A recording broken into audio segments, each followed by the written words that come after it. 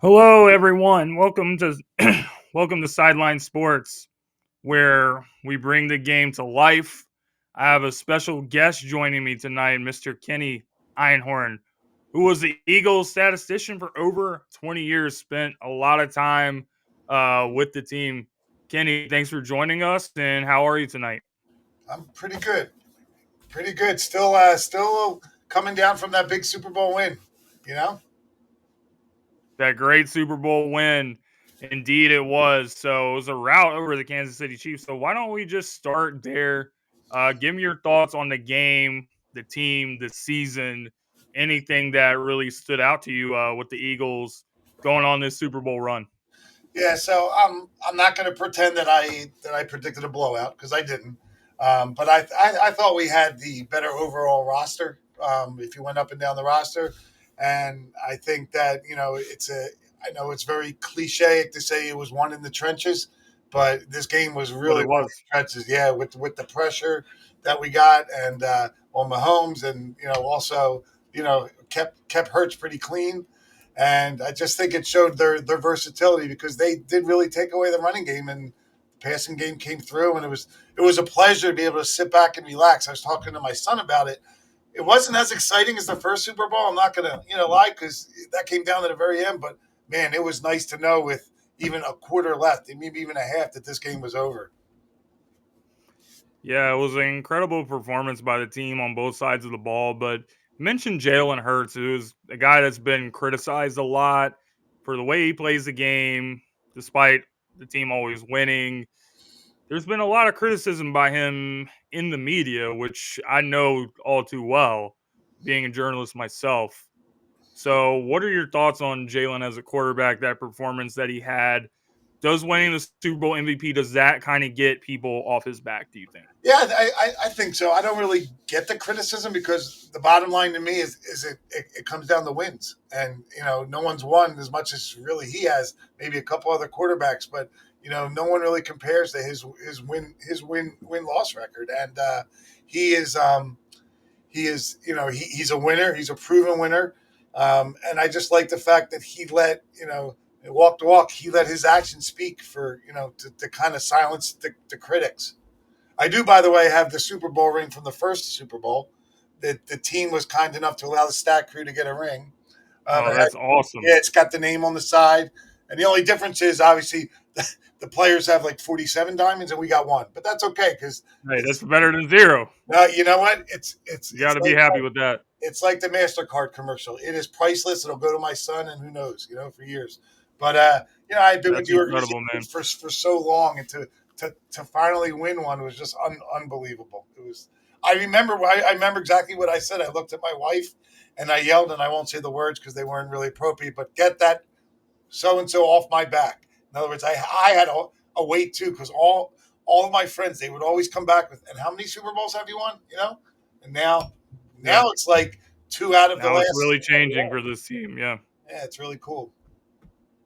Yeah. So, obviously, being a part of that was incredible. Seeing the Eagles win another Super Bowl, incredible. But talk to me about your experience with the Yeah, organization. sure. What is it like for you to lead a stat crew, and how much work goes into keeping up with all these stats throughout the games? Yeah, it's good. It's a good question. It's funny because I get a lot of calls from friends who are like, my son wants to get into, you know, uh, the logistics and the analytics. And I said, really, for the job I'm doing, you just got to be fast and you got to know football. So my job in particular with the stat crew is I sat there with a pair of binoculars and I called out every play, who called it, what yard line. And the guy standing behind me had headphones on. He was from either Fox or ESPN or whoever was doing the game. And he would call out whatever I said the yard line is you saw on TV, 3rd and 5, 4th and 6. So there was a little bit of pressure there, but it Yeah. was a lot of fun. You know what the hardest part of the thing was? I couldn't cheer. As you know, as a journalist, you're in the press box. That's a working atmosphere. You're not allowed to cheer. But as an Eagles fan, it's hard. When it was 4th and 26, and then and they convert, it's pretty hard to keep quiet. You Yeah, know, of course it is. and then of course we had a couple snow games. I mean, back when I was there, we had Shady McCoy game against Detroit, and I remember we had a call down to the sidelines, and we asked someone who was on the sideline to put two Gatorade bottles or the big jugs, one at like the 50-yard line and one at the each 25-yard line because we couldn't see the yard line. And the hardest thing to do as a stat crew is to call the stats or call the plays if you can't see the yard line. Right. And the Eagles had another playoff snow game Yeah, just now. yeah, So yeah. you And talk then when about the Chip Kelly came in, difficulties. and then when Chip came in, that was another obstacle. It was like running the hurry up offense because for us, that's hard for us too because you always have to be on. You always have to be on the next play, and so the hurry up offense, even though in a regular game it only happens the end of a half or the end of a game, he was doing it every series. That was a big challenge for us, but it was fun. Right. So there's a lot of challenges with being a statistician, but talk to me about some of the responsibilities that come with it and how was it when you first started and how did things kind of change and evolve over your time with the organization? So from a stat standpoint, it's all about things being handwritten, using a typewriter, and having a Mm, big. The guys who came before me, and I was part of the old crew at the vet. We had a big loose leaf book and a big a notebook where you write down every play. Now it's all computerized, and it's so instantaneous. As you can go on any of these websites and follow our stats within 5 seconds. Whatever we put in the computer, it's there. And a lot of that, honestly, is because of the gambling. People want to know right away is it third and four, is it third and five? Because apparently I don't do it, but you can bet on every play apparently. So people want to know right away what's the yard line, what's you know how many more to go. But I think that the biggest change has been really the technology. Now, when I was with the stat crew, we always had like a DVR set up in the press box above our heads. So if we ever got behind, because let's say a guy throws a pass and it's intercepted. Well, within seconds, you have to say who the pass was intended for, what yard line did he catch it on, when he returned it, how many yards did he return it, who made the tackle when he returned it. So there's a lot involved with one play, and we have to do it as fast as we can. And sometimes mistakes are made, but that's why we always had a guy who went back and checked the DVR to make sure we had the right tackle. And especially with sacks, as you know, James, guys make some extra money based on the number of sacks they have. So you want to get it right. absolutely. Yeah. You want to get it right. Now, the coaches always, I think it was by the Tuesday of each week, a coach could always not challenge us, but send tape into the NFL if they ever wanted to try and reverse the decision. Right. So how much does doing the stats and reviewing all the analytics and stuff, how much does that play a factor into coaches when they're looking at the game plan? If a Um, player has certain amount of yards on first down, stuff like that, how does that factor into actual decisions that are made during the games by the coaches? Yeah, so I don't have that much interaction with the coaches to see how they game plan, but I can tell you this: the PR guys for each team before each half or at the end of each game, they want those stats as soon as possible. We hand it to them because when the coach goes in and speaks at halftime or he speaks after the game, he has that right in front of him, and he will actually, as you hear, he'll yell out, hey, so and so had a great game. He had so many yards, and or when he goes to speak to the media, he wants to be prepared.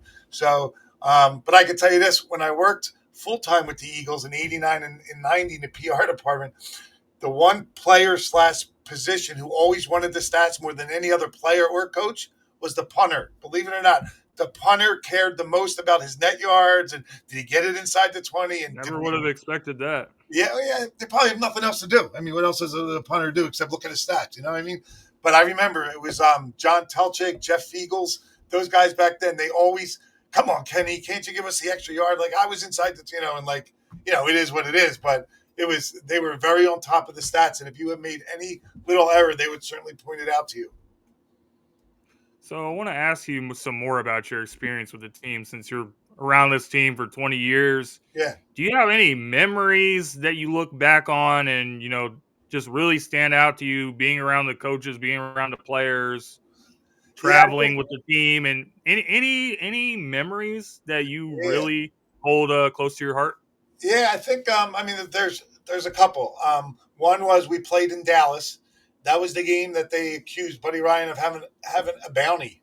on a Dallas player. So they accused Buddy Ryan. So after the game, when we were in Dallas, my job as the PR intern or assistant was I waited in the press box to bring down all the game books, the stat books from the visiting team because we Yeah. were on the road, bring them to the locker room. So I was the only Eagles representative up in the Dallas press box when all of a sudden they started broadcasting the live press conference where Jimmy Johnson accused Buddy Ryan of putting a bounty on his player, and that's when Jimmy Johnson said I would have shook his hand, but he took his big fat butt off the field, and Buddy Ryan's response was, um, I'm appalled by that because I thought I lost some weight, like stuff like that. And I'm the only Eagles rep up there, and they're ripping the Eagles, and I'm the only rep up in the Dallas, press box. So that's one thing. I would think just traveling with the team as somebody who grew up in a middle class family. I wasn't used to having police escorts everywhere. We didn't fly into an airport. We flew into an open field, and the buses would come out there, and then you get an escort right to the hotel, and fans waiting for you as you get off the bus. Obviously, I wasn't a player, but you felt that VIP treatment. And then, like I always say, the evening before every road game, we would go out to eat somewhere or go to a local bar, and the players would be there. And it's weird. I always get asked who is the most recognizable athlete, on your team, and like who would the people recognize? And it was actually our backup quarterback, Jim McMahon, because Jim would wear his shades, and from that, if you remember the video, Super Bowl Shuffle, he wore his shades with refrigerator Perry and Walter Payton. They did that video, and as soon as he walked in that bar or that restaurant, people went up to him. They knew who he was, and I don't even think he played 5 downs that season as a backup to Randall. That's an incredible story, man. I mean, the backup quarterbacks always seems to be the most popular guy in Yeah, Philadelphia. You talked about Jim, Foles, yeah. Jalen Hurts at one point was the backup to Carson Wentz. So Michael Vick. that's a really cool story. Any other stories you have of being with the team and anything that you want to share? Well, one of the things that was cool that I was not used to is when we actually got on the team plane, every middle seat was ripped out because it was a custom plane. So because of the size of the players, you had an end seat and you had the window seat. There was no middle seat, so it gave us extra leg room. Um, Buddy Ryan, may he rest in peace. For some reason, I think compared to other teams, he didn't sit up front and up in the in the first class section with the other coaches. He sat back in the back, like where they bring fans who were part of like a sponsorship or part of the marketing group. So it was neat to see that he was always with them. One of my other really fond memories, it's kind of funny, is at Westchester training camp. My job was Buddy Ryan had a radio show every week with Channel 10, and it was Al Meltzer was his name. And Hmm. because they went right from practice and he got on, I think the show was at 5:30, 6 o'clock. My job was to go to the cafeteria every week, get fried chicken, mashed potatoes, put it in a takeout box, go over to Buddy's dorm room, they would call it, at Westchester University, knock on the door. He'd open it. He'd just be in his boxer shorts and a t-shirt, and I'd give him his dinner. Sometimes I'd hang out and watch the radio show. But he was really cool to be around. And you know what? There were some great characters on that team. I mean, Reggie White, the late Reggie White, and that's the one thing that's a little upsetting to me when I think about so many players from that group are gone. Reggie White, Jerome Brown, even a guy named Todd Bell. People may not know Pat. On Andre Walters. Yeah. And it's a shame because they were all young. And I guess the most frustrating thing is we just couldn't win in the playoffs. It was a very talented team. I think Buddy had the greatest defense. We just didn't have the offense back then, and I Yeah. felt like there was a lot of missed opportunities. Yeah, and you were around in that era when Randall Cunningham was the quarterback. You see a lot of these guys in the league now and the success that they're having.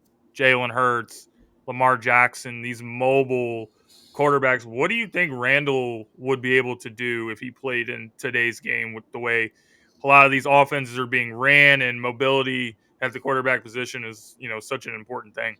Yeah, I mean, I thought he was the one who started it all. I mean, him, Steve Young, those are Fran Tarkenton even before my time. But I think Randall would still be very successful because he also had a cannon of an arm.